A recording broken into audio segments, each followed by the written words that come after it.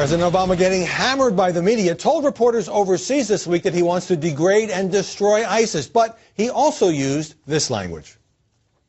We can continue to shrink ISIL's sphere of influence, its effectiveness, its financing, its military capabilities, to the point where it is a manageable problem.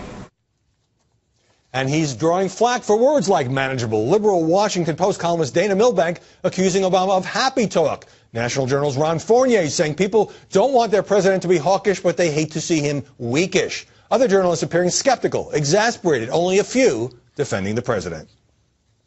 If President Obama does not formally declare war on Muslim terrorism, he's doing all Americans a great disservice. I think the terrorist threat is overwhelmingly overstated. I think we're spending too much time, too much money. Republicans are shamelessly using ISA and the killing of Sotloff to slam the President of the United States. It's just another day at the office. So how is this coverage shaping the war debate? Joining us now, Lauren Ashburn, who hosts Social Buzz on the Fox website. Steve Hayes, senior writer for the Weekly Standard, and Juan William, columnist for The Hill, all are Fox News contributors.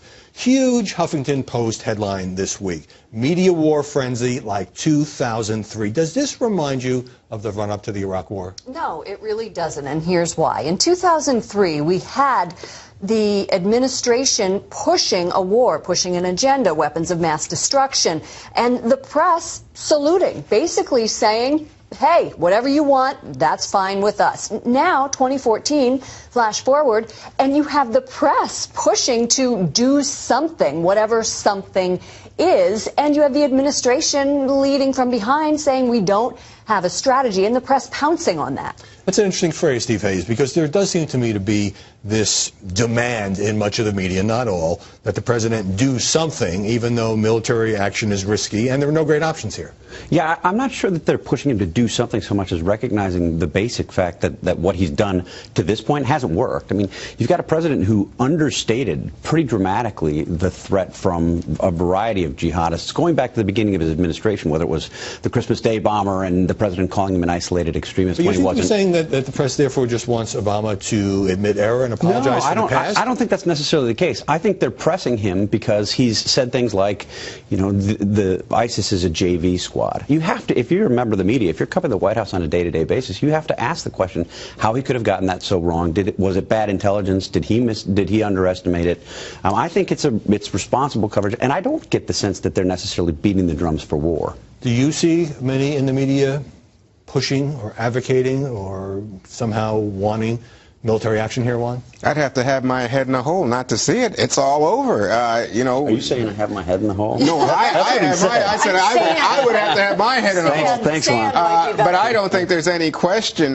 You just played clips of Bill O'Reilly and others saying, you know, if we have to declare a war right now. I think that it's very interesting. Obviously, in the media narrative, Howie, yes, the more dramatic action taken, the bigger our numbers, the bigger our ratings. I think that's a very dangerous thing. You look back at Syria. Hold on. You're saying that there's an institutional bias or imperative for war because that will get more people to watch our television shows? I think that's part of it, because I think that what has happened, you look back historically, just recent history, the Syria situation, the big red line, remember that was a big deal? Congress wouldn't approve it. The American people didn't favor it. The media favored it. Well, which media favored going to Syria? I mean, oh my gosh! That example actually makes the opposite point. There was no drumbeat for war in Syria from the media, and if there had been, if the media were sort of predisposed to want war, to want the drama, as Juan suggests, we would have seen that with respect to Syria. We didn't see that at all. I think we've seen it with regard to Syria. I think we're seeing it now with regard to ISIS. And I come back to a point how we touched on, Steve, which is there is no good strategy, and yet people say, oh, Obama said there's no strategy. He said there was not a strategy for dealing with ISIS in Syria, not in general, and yet that quote was taken and used as evidence that this guy is not feisty, not willing. This is the guy who took out bin Laden, took out the leader of Syria, Libya. It wasn't one of the great moments in presidential press conference history, but let's go to the question of war, because it was the very first question that NBC's Chuck Todd asked the president on the Meet the Press interview. Let's take a brief look.